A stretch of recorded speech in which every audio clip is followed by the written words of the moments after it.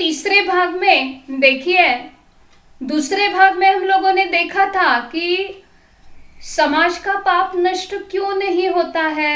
तो 4 हथियार बताए लेखक ने: उपेक्षा, निंदा, हत्या और श्रद्धा। उपेक्षा का शस्त्र कैसे इस्तेमाल करता है यह देखा, निंदा का शस्त्र देखा, हत्या का शस्त्र हम लोग देख रहे थे, और उसमें एक संबंध आया था। अंत में एक लाइन बताई थी मैंने कि इस शस्त्र ने, किताब में ये 3 महान लोगों के नाम आए हुए हैं कि इस शस्त्र ने आज तक सुकरात, ईसा, दयानंद जैसे सुधारकों की हत्या की है। अब ये सुकरात मतलब जिसे हम सोक्रेटिस कहते हैं, 2 चित्र यहाँ पर रखे हुए हैं, एक स्टैचू है, पुतला है, और एक तस्वीर है। सुकरात को आप देख रहे हैं। तो सुकरात का परिचय यहाँ पर रखा हुआ है। सुकरात को समाज के पाप विघातक शक्तियों ने, तथाकथित व्यवस्था ने सुकरात को मार डाला, उसके विचारों को मार डालने की कोशिश की। सुकरात मौलिक शिक्षा और आचार द्वारा उदाहरण देना पसंद करते थे। साधारण शिक्षा तथा मानव सदाचार पर वह जोर देते थे और उन्हीं की तरह पुरानी रूढ़ियों पर प्रहार करते थे।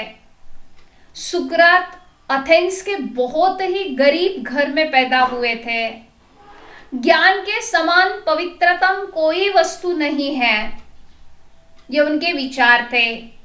युवकों को बिगाड़ने, देवनिंदा और नास्तिक होने का झूठा दोष उस पर लगाया था, और इसके लिए सुकरात को उस तथाकथित व्यवस्था ने, राज्यकर्ताओं ने जहर का प्याला देकर उसे मारा गया है।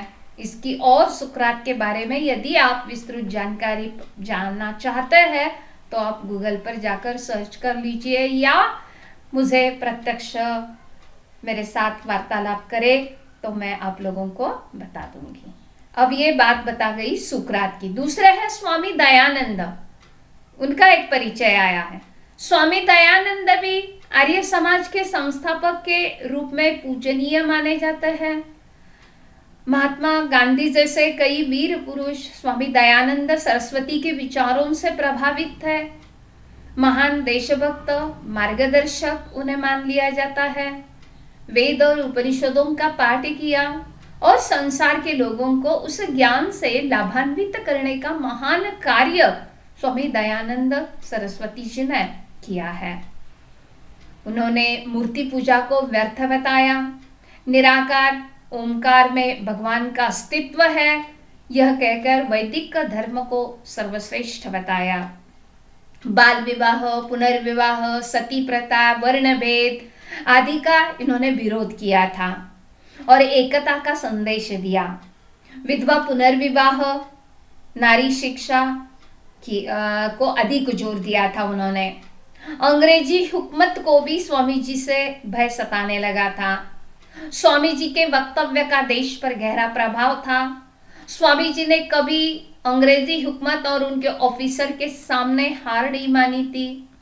अंग्रेजी हुकूमत स्वामी जी के सामने स्वयं की शक्ति पर संदेह करने लगी और इस कारण कई बार उनकी हत्या के प्रयास किए गए। स्वामी जी को जहर देकर मारने की कोशिश की, लेकिन स्वामी जी स्वयं योग में पारंगत होने के कारण उनके कुछ नहीं हुआ। लेकिन फिर भी यहाँ तक कि स्वामी दयानंद जी ने 1857 की जो क्रांति हुई उसमें भी उनका अमूल्य योगदान है। और 30 अक्टूबर 1883 को उनके खिलाफ एक षड्यंत्र किया गया। उनके भोजन में उन्हें कांच पिसाकर खिला दी, उपचार किए, लेकिन उसी में उनकी मृत्यु हो गई है। तो स्वामी दयानंद सरस्वती की जानकारी बताई। अब ये ईसा मसीह, यीशु ख्रिस्त जिसे हम कहते हैं, इनको भी क्रूस पर कैसे लटकाया गया आप लोग अच्छी तरह से जानते हैं। यहूदिया प्रांत के बेथलेहम नामक नगरी, वहाँ ईसा का जन्म हुआ।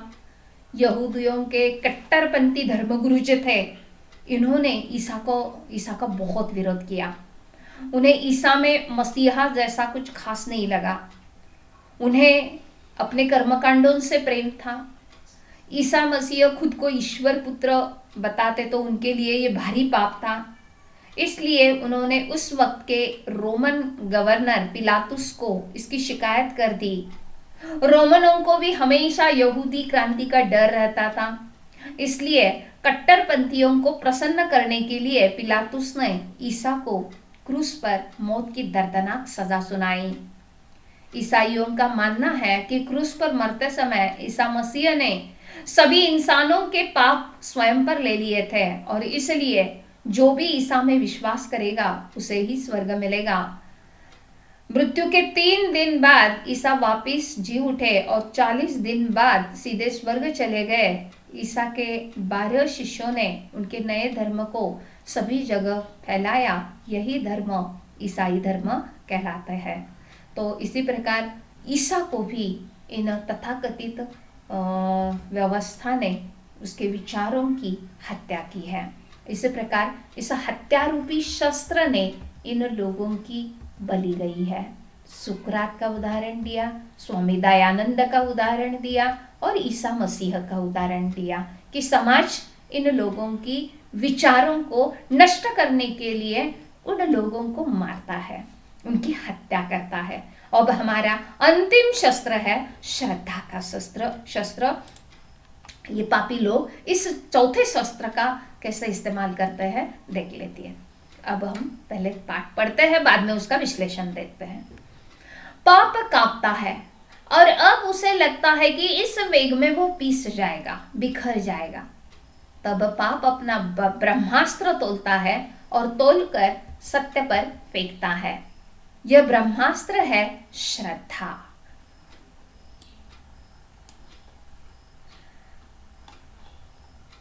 इन क्षणों में पाप का नारा होता है सत्य की जय, सुधारक की जय।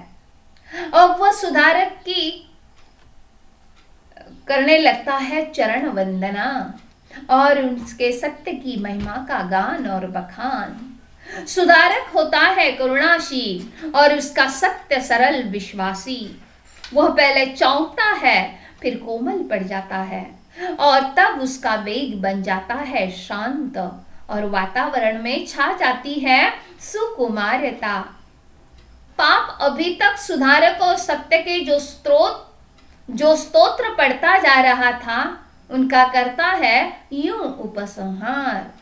सुधारक महान है, वह लोकोत्तर है, मानव नहीं वह तो भगवान है, तीर्थंकर है, अवतार है, पैगंबर है, संत है। उसकी वाणी में जो सत्य है वह स्वर्ग का अमृत है। वह हमारा वंदनीय है, स्मरणीय है। पर हम पृथ्वी के साधारण मनुष्यों के लिए वैसा बनना असंभव है। उस सत्य को जीवन में उतारना हमारा आदर्श है। पर आदर्श को कब, कहां, कौन पा सकता है?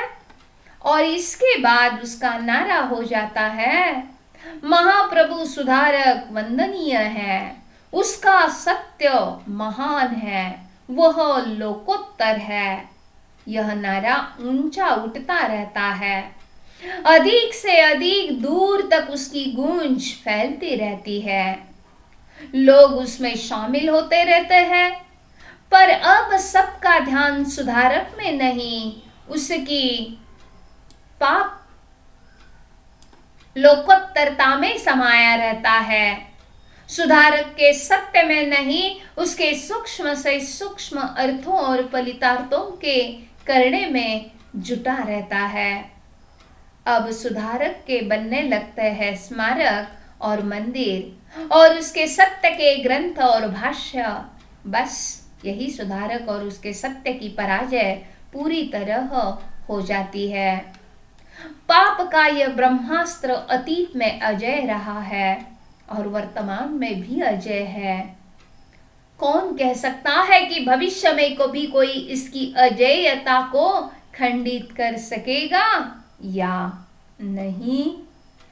अर्थात इस श्रद्धा रूपी शस्त्र का परिचय देकर लेखक हमें क्या कह रहे हैं कि वे कहना चाहते हैं कि जब सुधारक की हत्या हो जाती है, जैसे कि हत्या के लिए उदाहरण दिया, सुकरात का, स्वामी दयानंद का, ईसा मसीह का उदाहरण दिया, इन लोगों की हत्या हो गई, लेकिन उनकी हत्या हो जाने के बावजूद भी, भले ही उनकी हत्या हो गई, लेकिन उनकी शहादत, उनके बलिदान, भले ही ये लोग उनके इस दुनिया से चले गए, लेकिन उनके विचार आज भी अमर रहते हैं। उसकी शक्ति और बढ़ जाती है उसके चले जाने के बाद, और उसकी शक्ति बढ़ जाने पर ये पाप अब कांपने लगता है। इस पाप को लगता है कि अब वह बिखर जाएगा। तब ये पाप, ये बुरी शक्ति अपना चौथा अस्त्र निकालती है। श्रद्धा रूपी चौथा ये ब्रह्मास्त्र निकालता है, और इस श्रद्धा रूपी ब्रह्मास्त्र का अवलंब करते हुए झूठे झूठे तारीफों के फूल इन लोगों के खिलाफ वह बांधना शुरू कर देता है।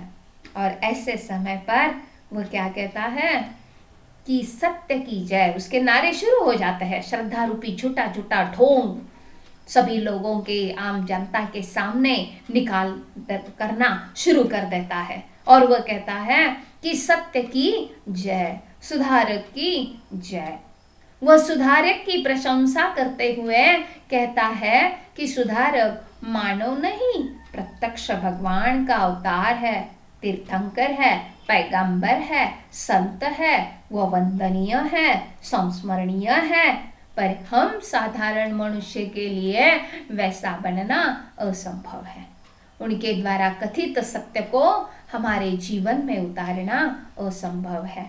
और ऐसे समय पर वह नारा देना शुरू कर देता है, महाप्रभु सुधारक वंदनीय है, उसका सत्य महान है, वह लोकोत्तर है, लोग भी उसमें शामिल होते रहते हैं।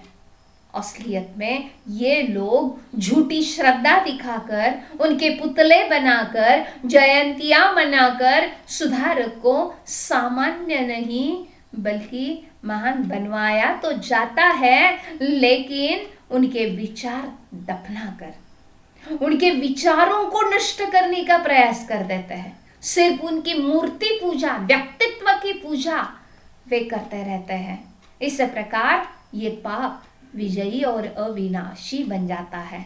लोगों का ध्यान उसके विचारों से हटाकर उसके व्यक्तित्व के पूजा में लगा देता है। पूजा पाठ, जयंतियां, पुण्यतिथियां, भाषण, इसी पर उनका जोर रहता है।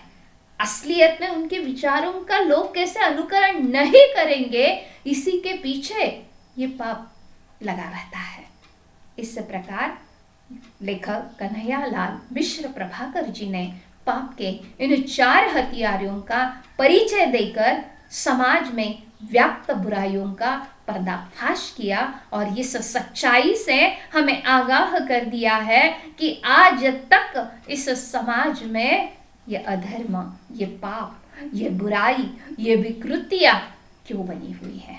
इतने महान लोग होकर चले गए, फिर भी भारत का चित्र आज तक वैसे ही वैसा क्यों रहा है। तो इस प्रकार छात्राओं, आज हमने इस पाठ में कौन कौन से महत्वपूर्ण मुद्दे मैंने आप लोगों को बताया, एक बार अंत में जाते जाते बता रही हूँ।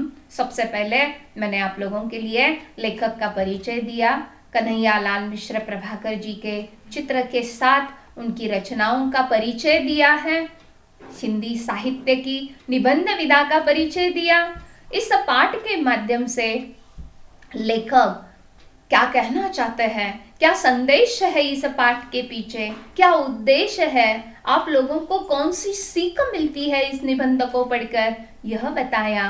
पाठ में आए हुए शब्दार्थ, मुहावरे, इससे भी आपको अवगत करा दिया है। और इस पाठ में सबसे पहला महत्वपूर्ण मुद्दा था जॉर्ज बर्नार्ड शॉ का कथन, और इस जॉर्ज बर्नार्ड शॉ का परिचय देकर उसके कथन को भी मैंने स्पष्ट किया है।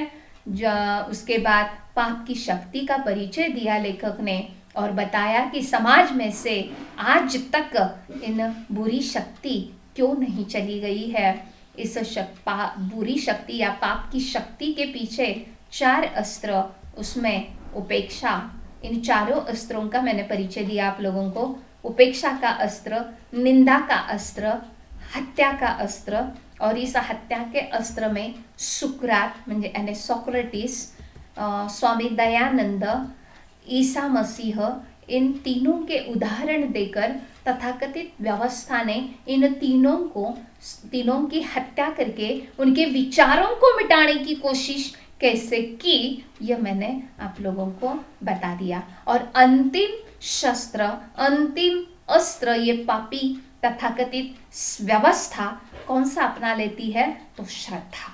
इस श्रद्धा रूपी अस्त्र का परिचय मैंने आप लोगों को दिया, और इन्हीं 4 अस्त्रों को अपनाकर आज तक यह समाज में बुराई क्यों व्याप्त है, यह लेखक ने बड़े सुंदर तरीके से हम लोगों को बताया है। और इस सत्य से अवगत करके वे हमें अंतर्मुख होकर सोचने के लिए स्पष्ट कर देते हैं। कहते हैं कि हम अनेक व्यक्तित्वों की, महान व्यक्तित्वों की पूजा करते हैं, जयंतियाँ मनाते हैं, पुण्यतिथियाँ मनाते हैं। मुझे बताइए आप लोग भी कितने लोगों की, अनेक महान पुरुषों की जयंतियाँ, पुण्यतिथियाँ, दिन आप कैसे मनाते हैं।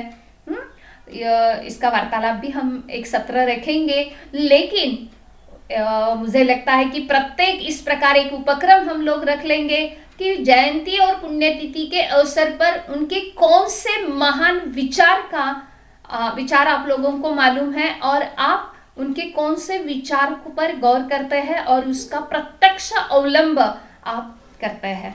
तभी मुझे लगता है कि इस पाठ की सफलता के शिखर पर हम पहुंच जाएंगे। तो इस प्रकार इस पाठ की जानकारी प्राप्त की है। मुझे आशा है कि थोड़ा सा क्लिष्ट शायद आप लोगों को ये पाठ लगा होगा, लेकिन फिर भी मैंने अपने तरीके से इसे सहज और सरल बनाने की कोशिश, आप लोगों को तक पहुंचाने की कोशिश पाठ के आशय को की हुई है। तो यहीं पर अब रुक जाता है। धन्यवाद।